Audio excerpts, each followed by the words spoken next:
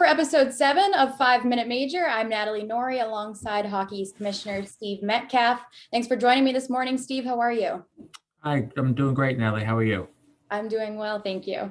So we're in the midst of an exciting time of year. The women are playing their semifinal games last night, Wednesday, where Northeastern will now play Providence in the final round of playoffs. And the men are concluding their regular season this weekend and are heading to playoffs next week. So starting with the women's side of things, games have seemed to play on as scheduled. How has the experience been of scheduling their postseason and your first Hockey East postseason as commissioner? Well, so far, knock on wood, the playoffs have been going well. I think playoff hockey is the best kind of hockey, and the women's tournament never seems to disappoint. We always seem to have very close games. Brian Smith was reminding Kate and I of this just the other day, and sure enough, last night we had a one-goal game at Northeastern, UConn Northeastern, and an overtime game, Maine at Providence. So I guess it does go to show you that either the closeness or the intensity of the games seems to rise a little bit in the playoffs, but two fabulous hockey games yesterday. And as you mentioned, Providence will travel to Northeastern on Saturday night at 7 for the Hockey East Women's Championship game. So, like I said, knock on wood, smooth so far, but exciting that we've gotten, to the end of the regular season, but now almost to the end of the playoffs, and just feels like an accomplishment and a success for all the hard work that everyone's put into this year.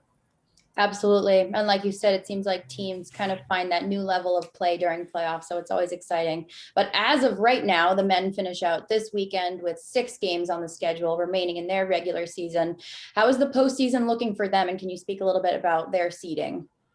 Yeah, so this last weekend was a little different on the men's side. We had all 11 teams available. I guess when we made the schedule, that's since changed a little bit, but we started the week with everyone available. So we wanted to give everyone at least one game. And because 6 teams were going to play next Wednesday, there were some teams that were only interested in one game. So we tried to kind of marry those all together.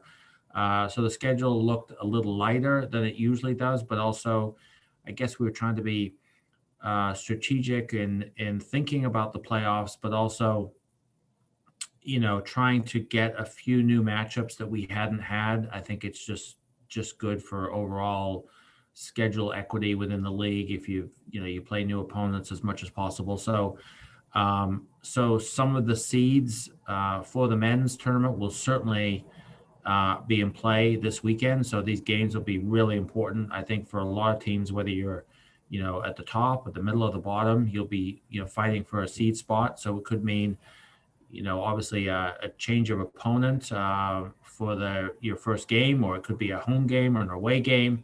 It could mean you're playing on Wednesday or not. So lots of things in play. And as you mentioned, next Wednesday we'll have 3 games. So the bottom 6 teams will all play next Wednesday. Well, that's exciting to look forward to. But keeping playoffs in mind with college hockey, what would normally be fall sports like college football are now beginning in some universities in the spring season. So what challenges has that potentially presented for you regarding scheduling? Yeah, that's actually a great question. That has definitely popped up last weekend, and then in going into this weekend, we definitely had some situations where we had less availability or less freedom than we typically had, because you've got this merger of fall, winter, and spring sports, which just sounds bananas that they would all be happening at the same time. And as you mentioned, we've got a couple of institutions that are playing football right now and have games this weekend. So that was something we had to work around. But quite frankly, a lot of schools are having just multiple games each day, or on Friday and Saturday, obviously popular days to play. So we had to work around a few things, but I think we were successfully able to do that. Right. Well, I've heard a lot of feedback from a lot of teams giving credit to you, Kate and Brian, for working hard to keep Hockey East going this season. We have time for one more question, but I know last week you were approached by UNH goaltender Ty Taylor, and he showed appreciation for what you all have done so far this season. So are there any stories that resonate with you regarding people showing that same kind of appreciation? Yeah, that's a good little story, actually, because I was at a playoff game, Holy Cross at UNH, women's playoff game last week, and Ty Taylor was on the ice crew.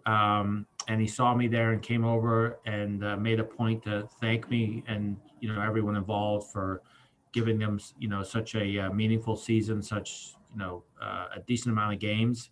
And so yeah, that really goes a long way. And I mean, I could tell you countless stories of just small interactions that we've had with players and coaches. Well, lots of with coaches, but with players over the course of the season. They're just appreciative that they got a chance to play, and it certainly is rewarding, and it makes you feel good about there's a lot of work that goes into this from a lot of people, and the joy from some of the student athletes is certainly payback.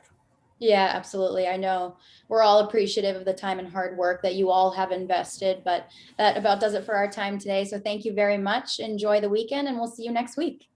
Okay, sounds great, Natalie. Take care. You too.